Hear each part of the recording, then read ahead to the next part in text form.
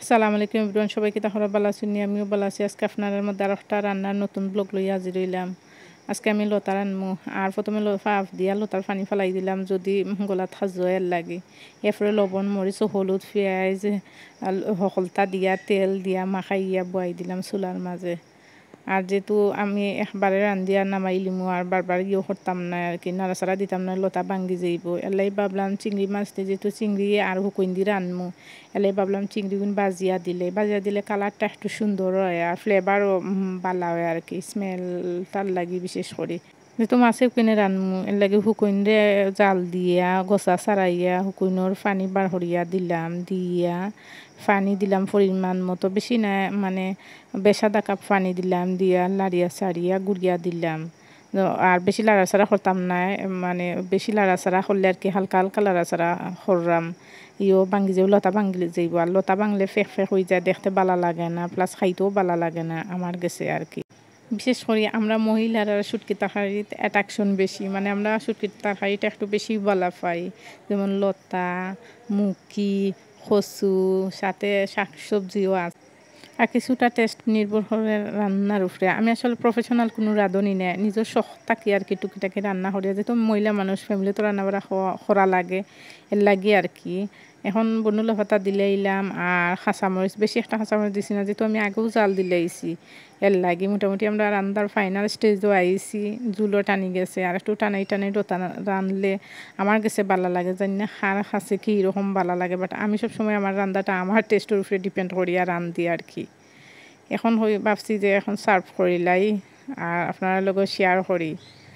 এখন গরম গরম লতা সার্ভ করলাম আর মনে মনে ভাবলাম যে ওখানে ভাত খাওয়া লাগবো। স্মেলটা এত সুন্দর স্মেল বাইর হয়েছে আর কি, মানে আমি আমার সাথে সাথে আমি ভাত খাওয়া লাগছে অলা অবস্থা।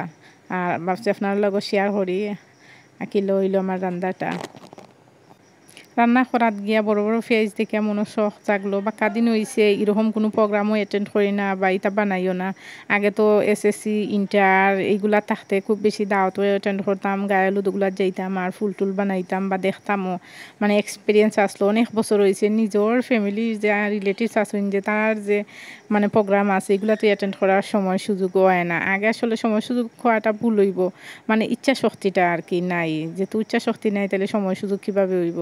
এখন ভাবলাম যে ফুলগুলা বানাইতাম পারিনি, আর বড় বড় পেঁয়াজগুলো বেশি সুন্দর হয় আর কি, বিশেষ করে লম্বা পেঁয়াজগুলা বেশি সুন্দর হয়। এটা একটু মানে গুল পেঁয়াজ আসলো, তারপরেও চেষ্টা করছি আমি বানানির।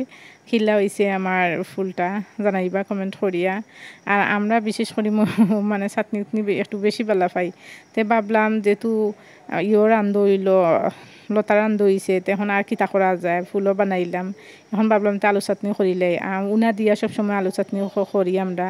মানে আমি আজকে একটু ডিফারেন্ট ধরনের চাটনি করমু। উনা দিয়া চাটনি করলে মানে আলুটা না টানাইলে একটু কিলা লাগে আর কি খাইতে সময়। এর লাগে আজকে পাতলা পাতলা করে খাটিয়া আজকে আলুরে একটু পানি দিয়া সিদ্ধ করিয়া এরপরে ইয়ে করছি, টানাই লিছি কুলার মধ্যে। টানা নিয়ে আর কি পানিটা টানি গেলে মজা লাগে। আর আজকে আমি কাঁচা পেঁয়াজ দিয়ে করলাম, যেহেতু সময় স্বল্পতার কারণে ওটা আইটেম রান্ধা হয়েছে, প্লাস ভিডিও ব্যস্ত আসলাম। এর লাগে পেঁয়াজ এমনি পেঁয়াজ বেরেস্তা নাই গরুর লাইক দিলাম না, কাঁচা পেঁয়াজ দিলাম, তারপরে বন্ডুলা পাতা দিলাম, তারপরে হচ্ছে শুকনা মরিচ দিলাম। আর আলু চাটনি খুব বেশি একটা করলাম না, মানে পরিমাণ মতো যাতে 4-5 জনে খাওয়া যায় ও বাটে করলাম।